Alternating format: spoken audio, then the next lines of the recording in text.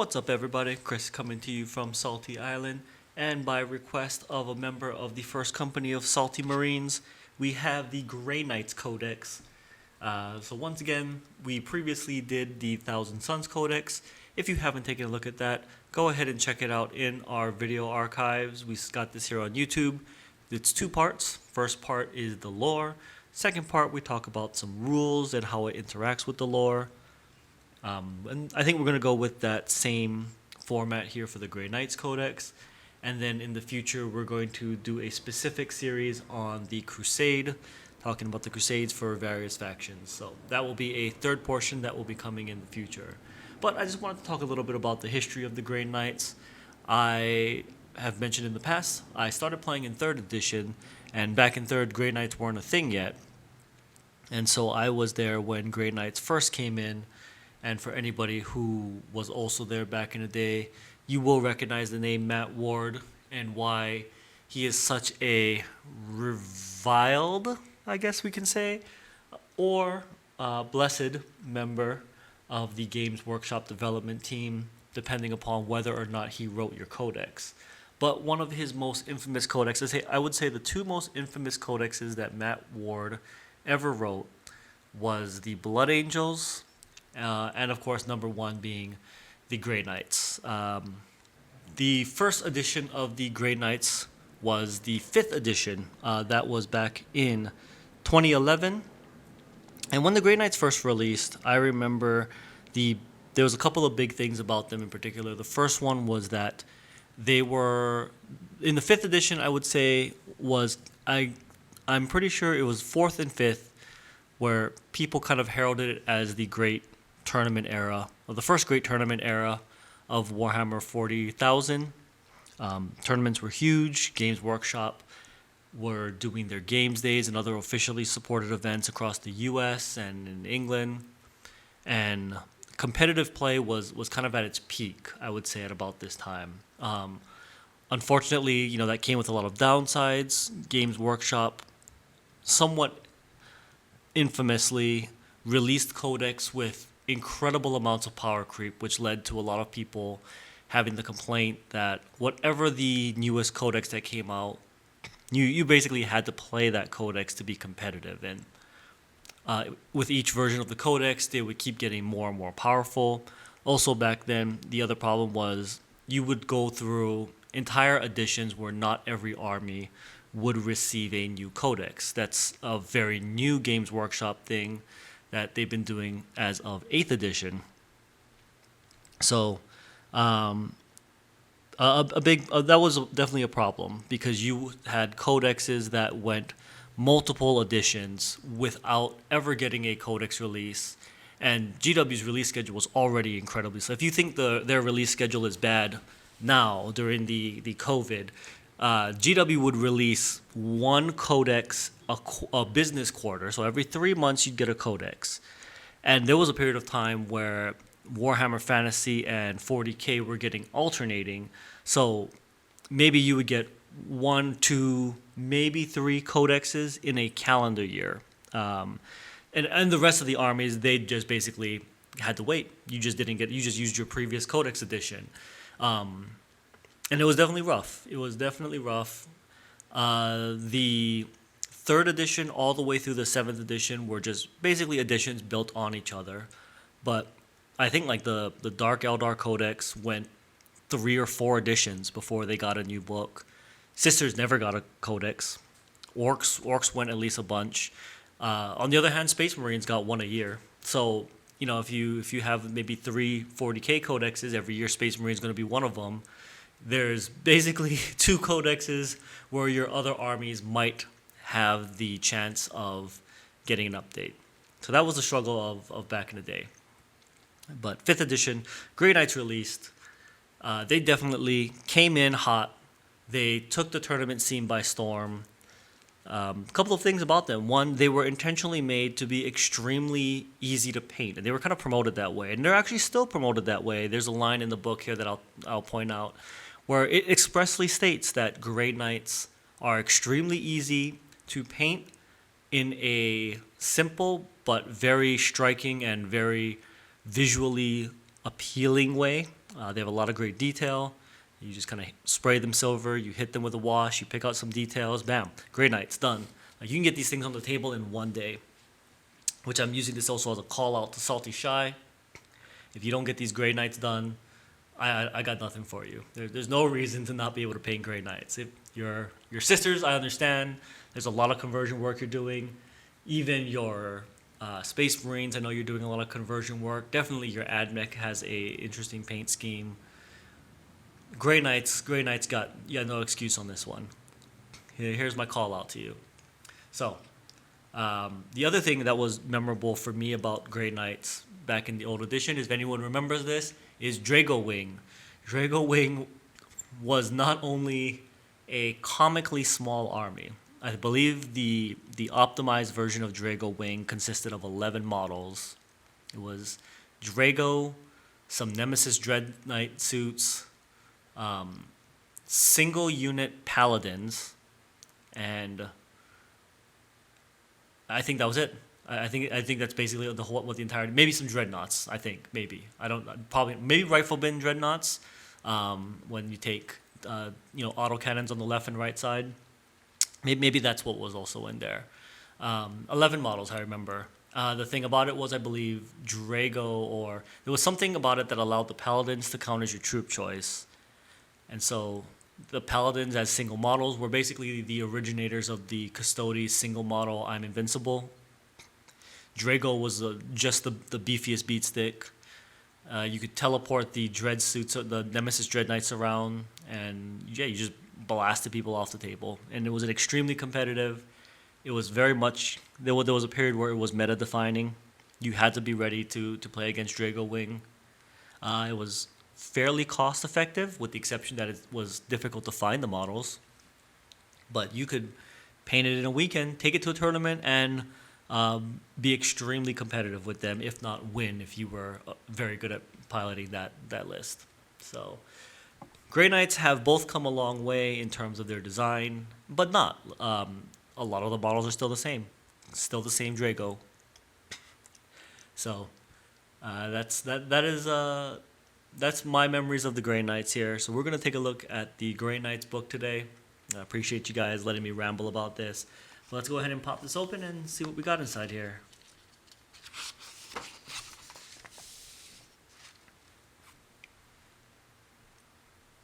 By the will of these few is mankind shielded from true darkness. They wield the secret fire that purifies corruption. Their minds are barred against pride, armed against diabolic deception. With anointed blades, they banish infernal nightmares made flesh. They are the Emperor's final boon to humanity, a gift mankind will never be allowed to fathom.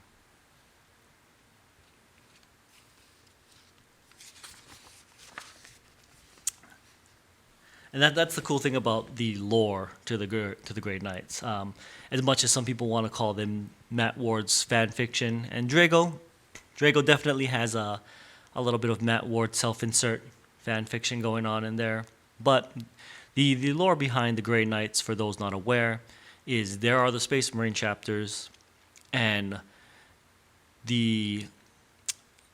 whether it be the Emperor, be Malcador the Sigillite, or the Inquisition, whoever wants to claim credit for this one, there is a secret chapter of Space Marines, and they are the only chapter of Space Marines. They have no successor chapters. A little gray if the Exorcists are a successor chapter or just some fanatics, but the Grey Knights themselves are unique. They are the only chapter.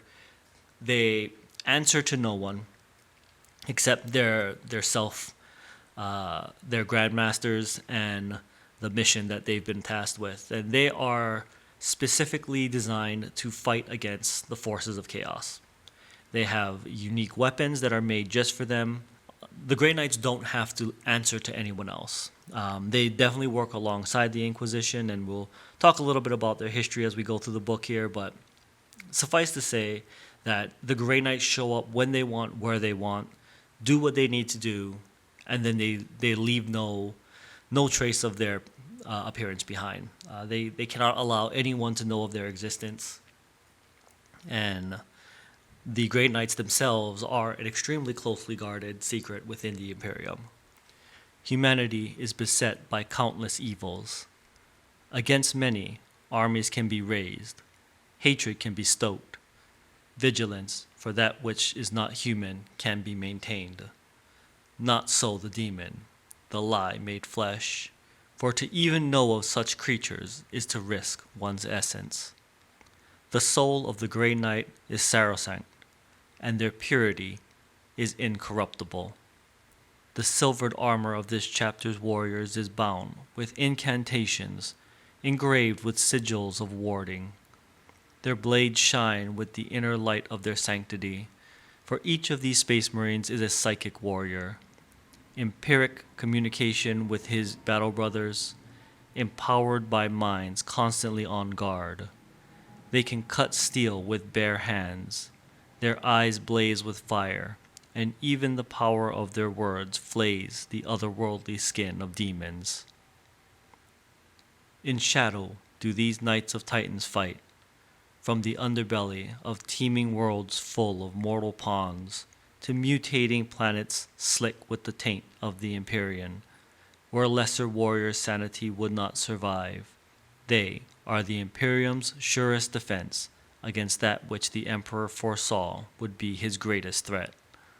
The Grey Knights are humanity's blade against the demon, and only they offer humanity hope of anything more than hollow victories.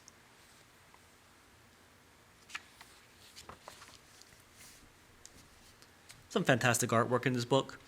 So, I don't know, I didn't follow Grey Knights every single edition, so I don't know if the lore has changed. I suspect some of it has, and I know for certain some of it has with some of the new rules that they've brought in to update the Grey Knights to the current edition.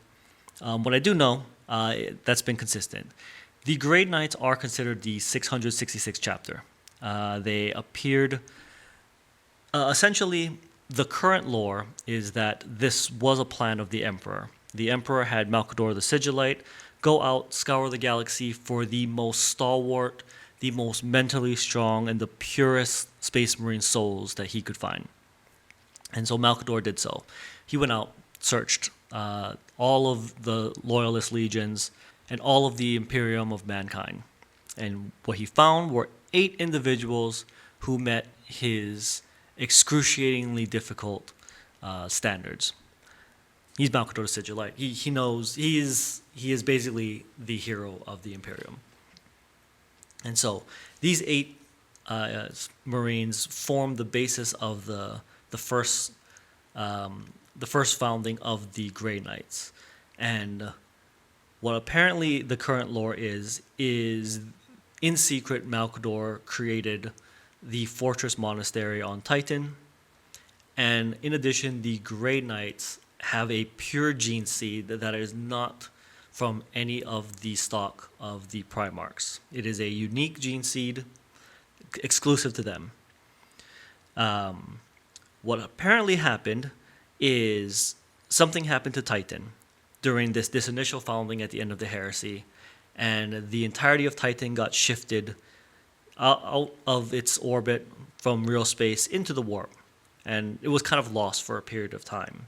And then some years pass, and then the planet Titan reappears about the time of the second founding. There's rumors that the Inquisition may have had a hand in this, or that maybe this was Malcador's will, or maybe even the Emperor planned this all himself. This is just as planned. Whatever happened, when they do reappear, it is as a full 1,000 Marine chapter, and they have their assigned task. They know what they're for, that they're specifically and exclusively for fighting against demons. The Inquisition seems to have some awareness of them. And when they reappear, the Inquisition does their thing. They smudge the rules, they smudge the records, and officially, unofficially list them as the 666th chapter of the Adeptus Astartes, and then promptly banish and hide all records so that only they know of their existence, and only the Grey Knights, and they became one of the Imperium's secrets, essentially. From that point on, the Grey Knights exclusively fight a secret war against the forces of the demonic incursions. And that is the gist of the backstory of the Grey Knights. I don't know if all of that has always been, like if with the whole 8 Marines or the shifting of Titan. I suspect the 8 Marine thing is fairly new to kind of accommodate for the new rules that the Grey Knights got. But it definitely a cool piece right there.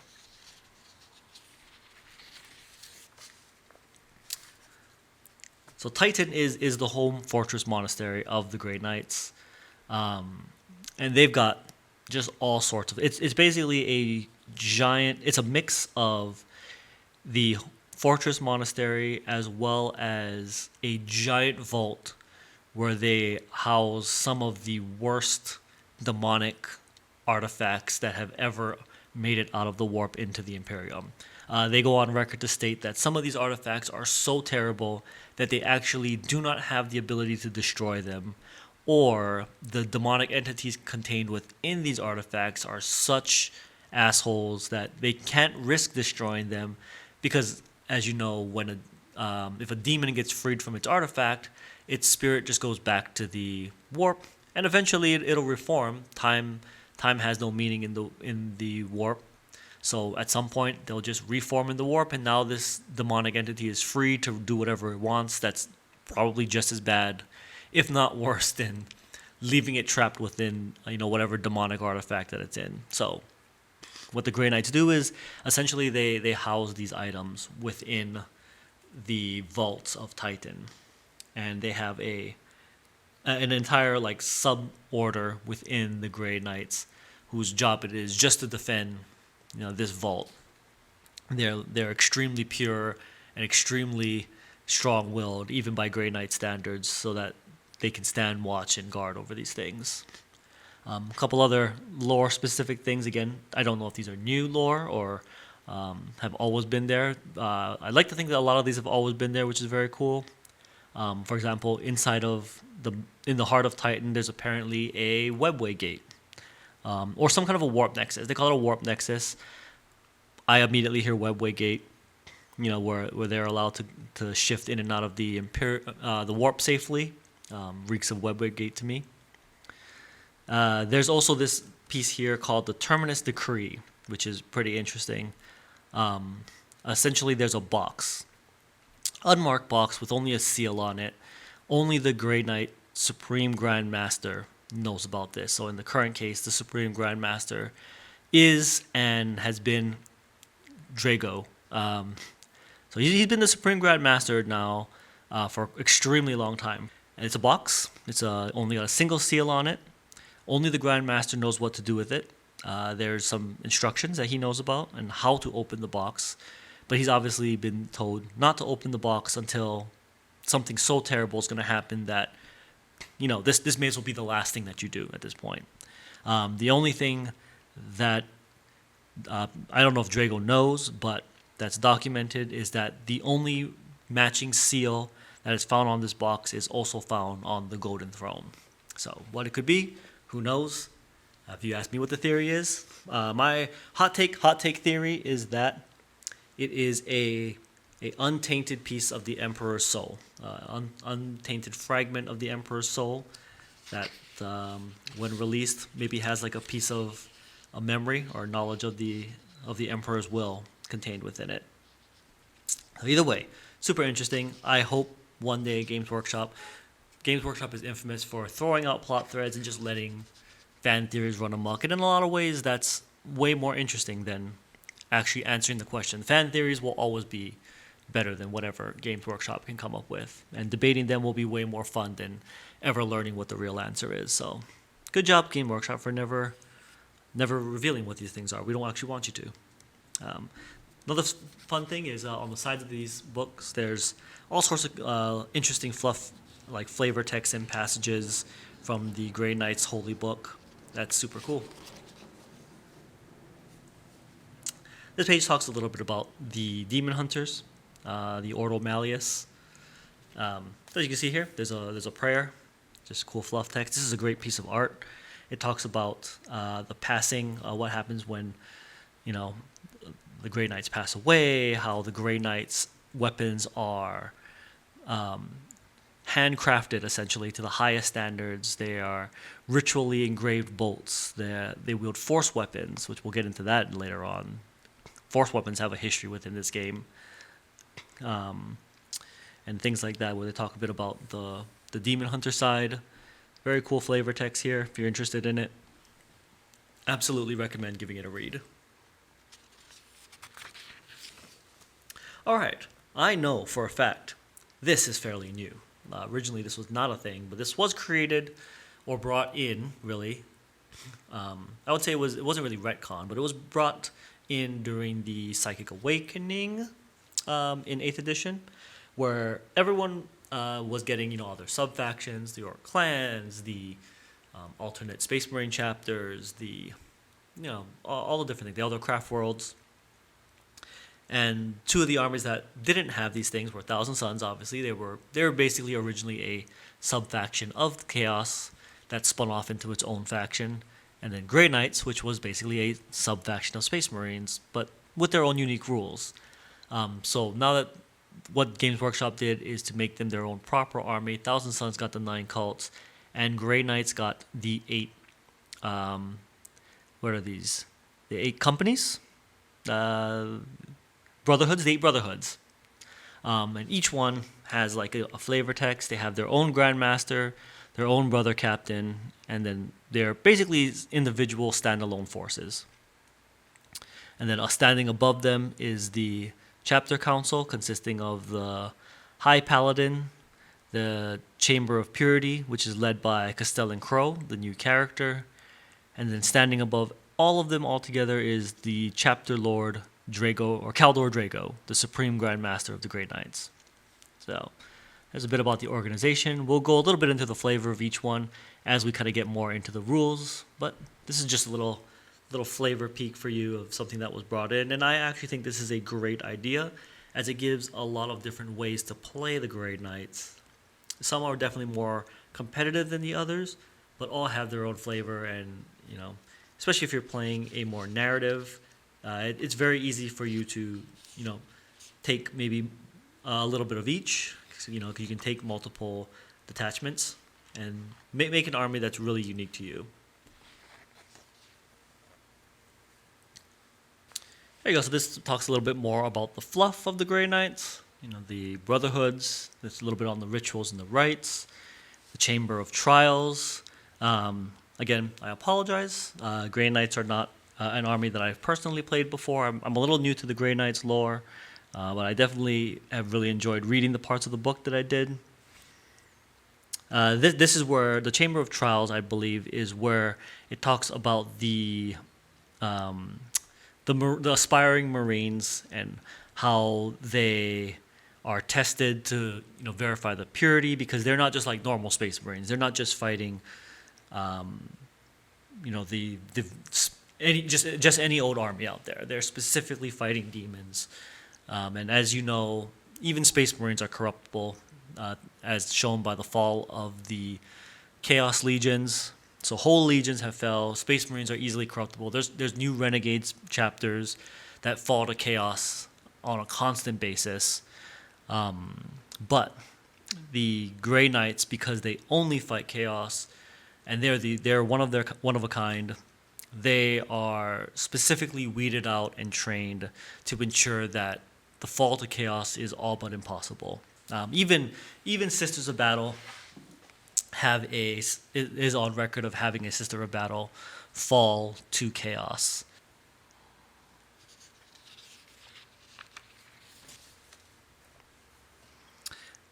This one here talks a little bit about the characters within.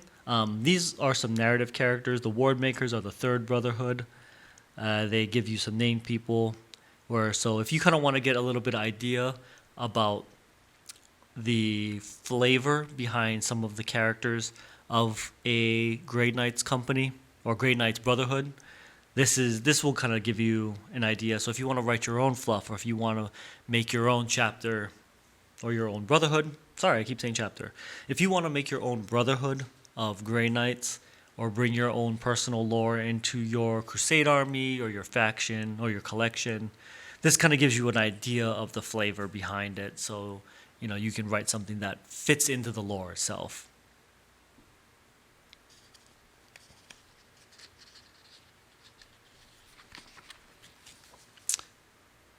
All right. Here we go. Here are the 8 Brotherhoods.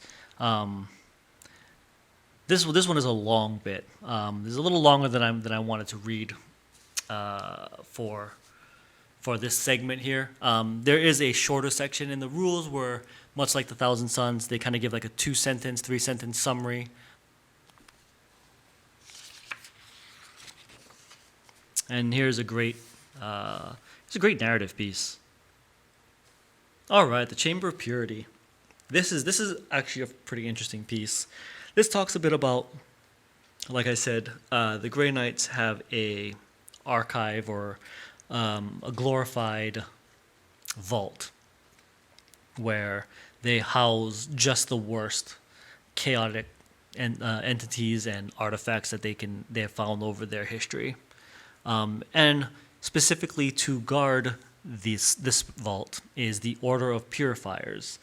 You'll recognize that as a unit within the Grey Knights, the Purifiers. So the Purifiers are members of that sub-order within the Grey Knights, and during time of need, a Grandmaster can request that some members of the Purifiers accompany, his crusade or his mission for whatever limited period of time. But it's a request. Obviously, the Purifiers they want to fight, but they are also tasked with the job of protecting the vault. And at the end of the day, that's honestly more important, because whatever they're fighting probably isn't half as bad as some of the things that they've got stored in that vault. Purifiers, though, are a pretty effective unit on the tabletop, so you can probably see why a Grandmaster would want to request some of their assistance every now and again. Castellan Crow is the new character that was recently released in the Hexfire box. Crow is the champion of the Purifiers. So there's his fluff text over here. Just a quick read. Castellan Crow, or Garen. Castellan is his title, actually. Garen Crow is his name, which I didn't know that. The champion of the Order of Purifiers is both its head and its guiding spirit. He is, by any measure of the Grey Knights, a flawless soul, so resistant to the wiles of chaos as to be thought immune to them. It is to the keeping of this paragon that the chapter entrusts one of the most heinous possessions, the Black Blade of Antwere. So apparently the Black Blade of Antwere is a demon blade, and apparently this blade is so infamous that the demon within might just be the galaxy's saltiest, most hater blade. It's like if Dave Chappelle's Player Hater Ball formed its own collective sentience as a demonic warp entity and then was bound into a sword. That is apparently what the Black Blade of Antwere is. It is a never-ending stream. It will never shut up. It just talks the most trash. Sometimes it whispers, and sometimes it cajoles, sometimes it screams constantly. It promises unbent power. It tells you that you're a failure. It's nonstop. And obviously it's a demon, so it could, in theory, help you. It constantly offers Crow its aid. Like anytime Crow fights a demon, it always whispers to Crow, it's like, I know this demon. He offers his aid just because he hates other demons. He's the greatest hater. So he'll constantly offer Crow aid to defeat other demons because he hates them too. This blade is out of control. It is the Player Hater Ball made manifest in the form of a black blade, a demon weapon. It's actually a pretty fantastic piece of fluff here. So respect to Crow. Respect to Crow that is what his weapon is. I like it. Hall of Champions. All right, this talks a bit about the other heroes of the Grey Knights, and ending, of course, with a piece of Drago himself. Now, as someone who's played 40k for a long time, I have a lot of mixed feelings about Drago. And it was actually, I think, in one of the editions where Drago basically got tricked. Well, not tricked. Drago got trapped by Emkar, a greater demon, where Drago was pulled into the warp because he thought that would help him defeat Drago. Not that that's going to help him defeat Drago. Drago has the power of Anime and Matt Ward on his side. And so rather than being destroyed in the warp, Drago just chose to exist within the warp. He was like, this is fine. Like, I'm okay with this.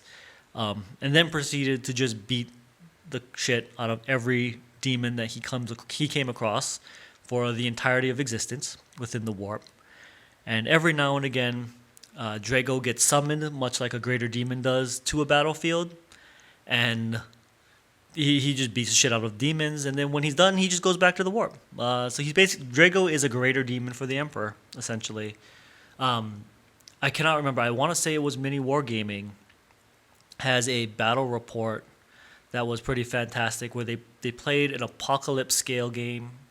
And it was, Imperium versus Chaos. And during the game, something happened that summoned Drago. That there was a way to summon Drago into the game. Drago appeared on this giant apocalypse table and just proceeded to beat the shit out of a whole bunch of greater demons. It was pretty narrative. It was pretty fantastic and very much in lore. So kudos to anyone who remembers what game I'm talking about. I'm fairly certain it was Mini Wargaming who did that narrative game.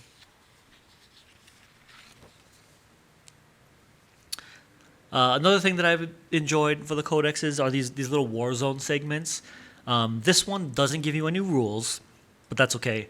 It gives you some great fluff about a segment within the Imperium. It talks about the factions that are fighting there, why the conflict started.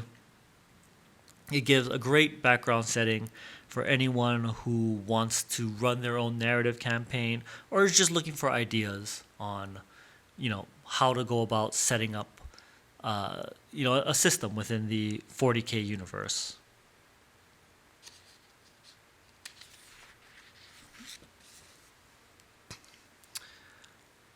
The Armory of Titan. So they've got holy bolters. They've got sort of the same weapons that the normal Marines do. They have storm bolters and bolters, but theirs are always blessed. Their ammunition, each round of their ammunition is inscribed and blessed to make sure that no demon can just ignore them. That's not an option. Demons can't ignore the Grey Knights. And they can imbue their psychic energy into all of their weapons. All Grey Knights are psychers, much like the Thousand Sons. They're basically the counter to the Thousand Sons, but more.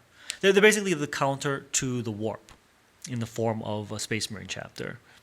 So they can use their psychic abilities to empower all of their weapons and make them, way more effective, and to ensure that demons can't just ignore them with, their reality bending powers. Yep. And then this section here, the Hidden Tapestry. So essentially what they're referencing is the records and the history of the Grey Knights. Their deeds that no one will ever know. The wars that they fought in that there's no record of, because there can't be record of, as it's on record. If you know about the demons, is to invite the demons to possess you and take you over and become corrupted by them. So you can't allow people to know what the Grey Knights are fighting or that they even exist, because if you know about the Grey Knights, you know that they're fighting these entities of chaos. If you know about these entities of chaos, then the chaos entities know about you, and you're a risk to basically the entire planet. So, interestingly, the first War of Armageddon is an interesting piece here. This piece talks a little bit about the Grey Knight side. One of the lore, the big lore things is that the Space Wolves hate the Inquisition, and that entire grudge began with the first War of Armageddon. A big part of it was the War of Armageddon was Angron, the demon Primarch of the World Eaters, invaded the world of Armageddon with the World Eaters army as well as his entire demonic packs and allies that he called in favors for. The Grey Knights showed up, assisted in the defeat, and at the end of the campaign, the Grey Knights essentially assisted the Inquisition in mind wiping and or just genociding the entirety of the planet of Armageddon.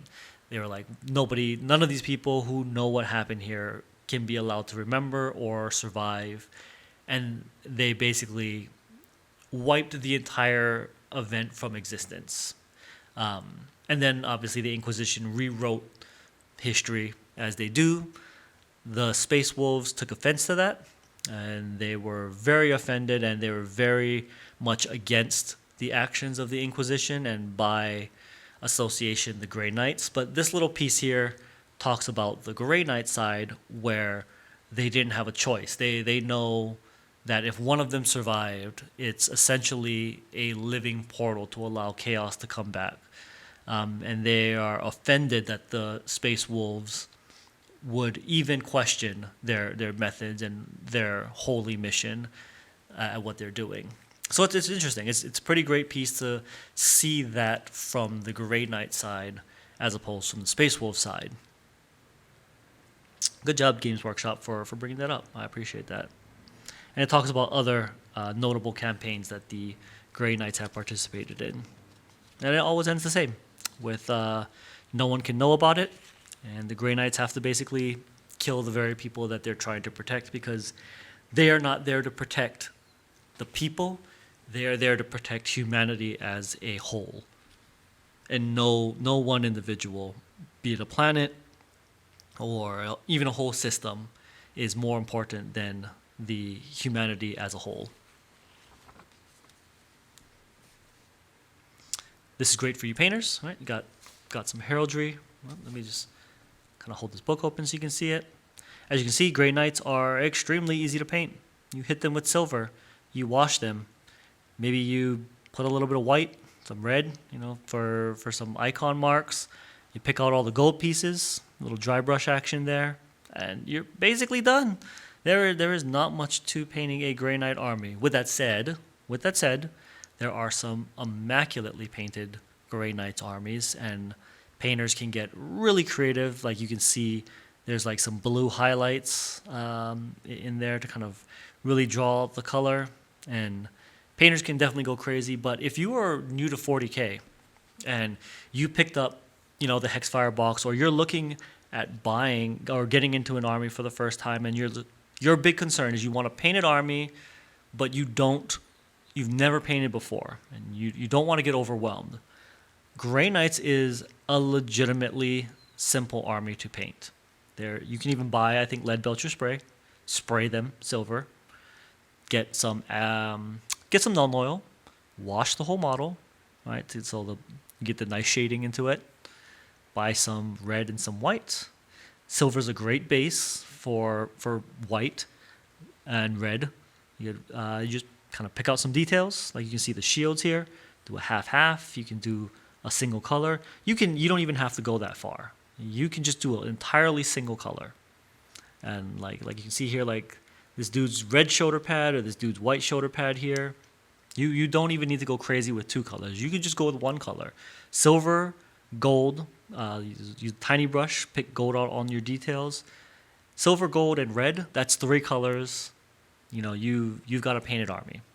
And it looks very effective and visually striking on the table. So I would say from a painter perspective, Grey Knights is a great first army.